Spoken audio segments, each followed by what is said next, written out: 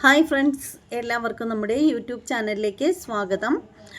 അപ്പോൾ ഇന്നത്തെ വീഡിയോ എന്താണെന്ന് വെച്ചാൽ, നമുക്ക് എല്ലാവർക്കും അറിയാം, നമ്മുടെ കൊല്ലം സുധിയുടെ നമ്മുടെ അകാരണത്തിൽ നമ്മളെ വിട്ട് പിരിഞ്ഞു പോയ കൊല്ലം സുധിയുടെ ഭാര്യ രേണുവിൻ്റെ ഫോട്ടോഷൂട്ടാണ് ഇപ്പോൾ വൈറലായിക്കൊണ്ടിരിക്കുന്നത്. അവർ ഇടയ്ക്ക് വെച്ചിട്ട് 2-3 റീൽസൊക്കെ ചെയ്തിട്ടുണ്ടായിരുന്നു. അതൊക്കെ വളരെ ഹിറ്റും സൂപ്പർ ഹിറ്റും ഒക്കെ ആയിരുന്നു. അപ്പോൾ ആ സമയത്തിൽ, അതായത് ചാന്ത് പൊട്ടിലെ ഒരു പാട്ടുണ്ടായിരുന്നു. ആ ഒരു പാട്ടിൻ്റെ റീൽസ് ചെയ്ത സമയത്ത് ഒരുപാട് വൈറലായി ആ ഒരു പാട്ട്. അതിൽ ഒരുപാട് നെഗറ്റീവും പോസിറ്റീവും ഒക്കെ അവരെ കുറിച്ചിട്ട് വന്നിട്ടുണ്ടായിരുന്നു. അത് അങ്ങനെ തന്നെയാണല്ലോ, ഒരു സംഭവം ഇറങ്ങുമ്പോൾ അതിൻ്റെ നെഗറ്റീവും വരും പോസിറ്റീവും വരും.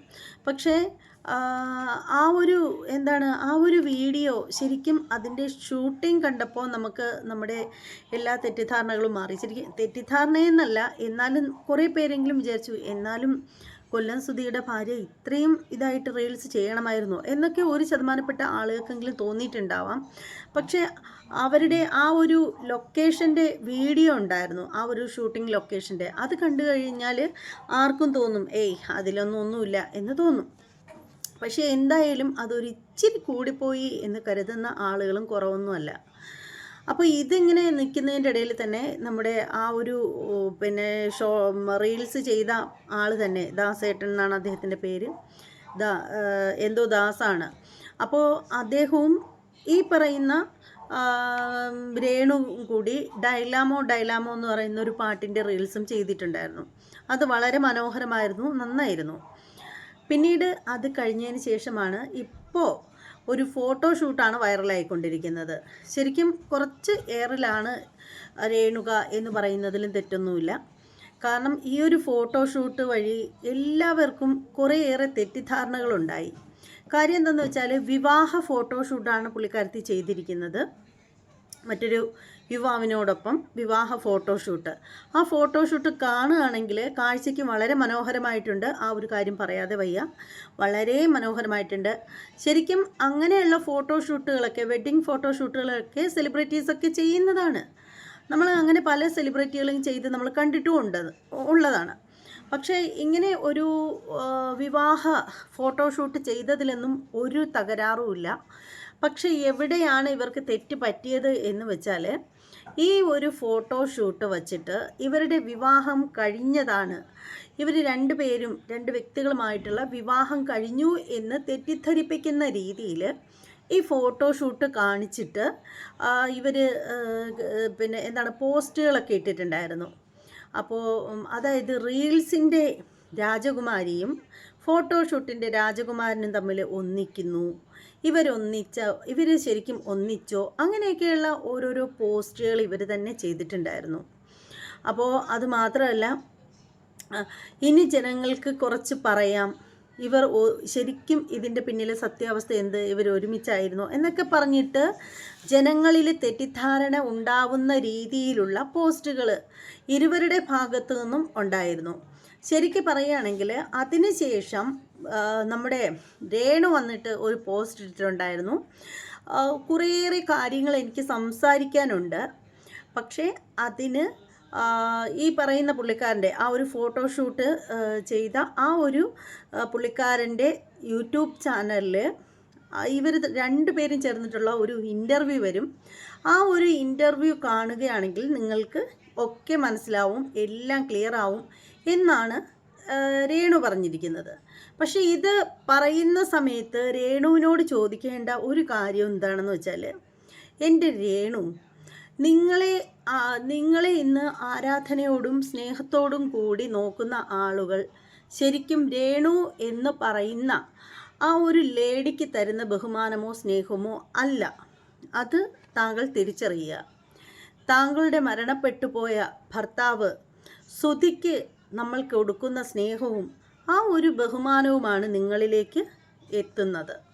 അല്ലാതെ സുധിയുടെ ഭാര്യ ആയിരുന്നില്ല രേണു എങ്കിൽ രേണു ഇന്ന് എങ്ങും എത്തില്ലായിരുന്നു എന്ന് മാത്രമല്ല, ഒരുപക്ഷെ ഒരുപാട് ഉയരങ്ങളിലേക്ക് രേണു എത്തിയാൽ പോലും ഇന്ന് നമ്മളെപ്പോലുള്ള ഓരോ യൂട്യൂബേഴ്സും ഓരോ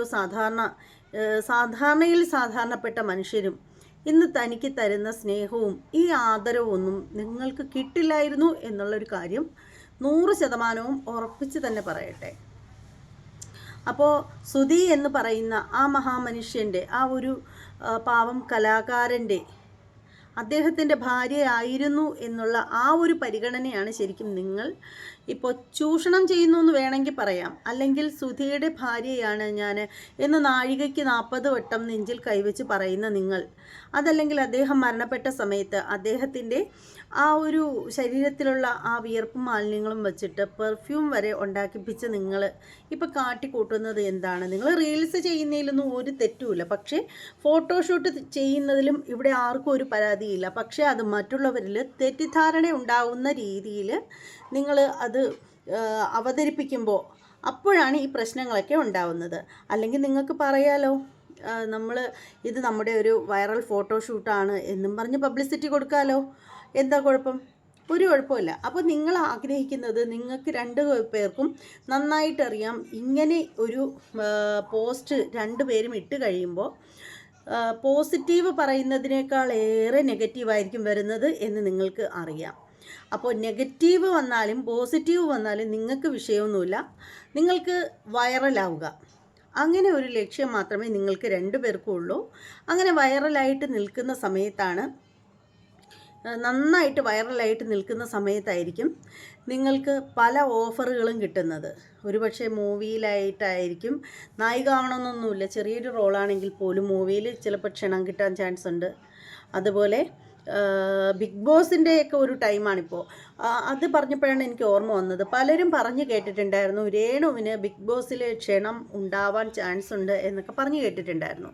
പക്ഷെ അത് ഞാൻ അത്രയും വിശ്വസിച്ചിട്ടില്ല. പക്ഷേ ക്ഷണം ഉണ്ടാവുമെന്നും എനിക്കറിയില്ല. ഉണ്ടെങ്കിൽ നല്ലത്. അതൊക്കെ അവരോരോ കഴിവനുസരിച്ചിരിക്കും അവിടേക്ക് പോയി കഴിയുമ്പോഴത്തേക്ക് പിടിച്ച് നിൽക്കുന്നതും ഒക്കെ. അപ്പോൾ അത് എന്തായാലും അത് അവരവരുടെ ഇഷ്ടം. പക്ഷേ ഇങ്ങനെ ഇടയ്ക്ക് വെച്ചിട്ട് ഒരു ശ്രുതി ഉണ്ടായിരുന്നു, ഒരു വാക്കുണ്ടായിരുന്നു, രേണു ബിഗ് ബോസിൽ പോവാൻ ചാൻസ് ഉണ്ട് എന്നൊക്കെ പറഞ്ഞിട്ട്. അപ്പോൾ രേണു പോവുകയോ പോവാതിരിക്കുകയോ, രേണുവിനെ വിളിച്ചോന്ന് പോലും എനിക്കറിയില്ല. പക്ഷേ ഇങ്ങനെ ഞാനും കേട്ടിട്ടുണ്ടായിരുന്നു. അത് ഈ ഒരു അവസരത്തിൽ പറയുകയാണ്. എന്തായാലും ഈ ഒരു വീഡിയോയിലൂടെ ഞാൻ എൻ്റെ അഭിപ്രായങ്ങൾ പറയുകയാണ്. രേണുവിനോട് പറയാനുള്ള ഒരു കാര്യം മാത്രമേ ഉള്ളൂ. താങ്കൾ മറ്റുള്ളവരെ മണ്ടന്മാരാക്കാതിരിക്കുക. പൊതുജനം കഴുതകളല്ല എന്നൊന്ന് മനസ്സിലാക്കി വെച്ചോ. അതാണ് എനിക്ക് പറയാനുള്ളത്. പൊതുജനം കഴുതകളല്ല. നിങ്ങളുടെ ഭർത്താവിന് മറ്റുള്ളവർ കൊടുക്കുന്ന ആ ഒരു ബഹുമാനവും സ്നേഹവുമാണ് ഇന്ന് നിങ്ങൾ അനുഭവിക്കുന്നത്. അത് നിങ്ങൾ കൈമോശം വരാതിരിക്കാൻ ശ്രദ്ധിക്കുക. അത്രേ എനിക്ക് പറയാനുള്ളൂ. ഈ വീഡിയോയെക്കുറിച്ചിട്ടുള്ള ഇത് കാണുന്ന ഓരോ വ്യക്തികളുടെയും അഭിപ്രായങ്ങൾ നിങ്ങൾ കമൻറ്റ് ബോക്സിൽ രേഖപ്പെടുത്തുക. പിന്നെ അതുപോലെ തന്നെ നമ്മുടെ ചാനൽ ആരും ഇതുവരെയും സബ്സ്ക്രൈബ് ചെയ്യാതെ ഉള്ളവരും സബ്സ്ക്രൈബ് ചെയ്യാതെ തന്നെ സ്ഥിരമായിട്ട് കാണുന്ന ആളുകളും ഒക്കെ ഉണ്ടെങ്കിൽ എത്രയും പെട്ടെന്ന് സബ്സ്ക്രൈബ് ചെയ്ത് ബെല്ലൈക്കൺ കൂടി ഒന്ന് പ്രസ് ചെയ്യണമെന്ന് അപേക്ഷിക്കുന്നു. ഇനി ഇതുപോലെ മറ്റൊരു വീഡിയോയുമായിട്ട് വരുന്നത് വരെ എല്ലാവർക്കും ബൈ.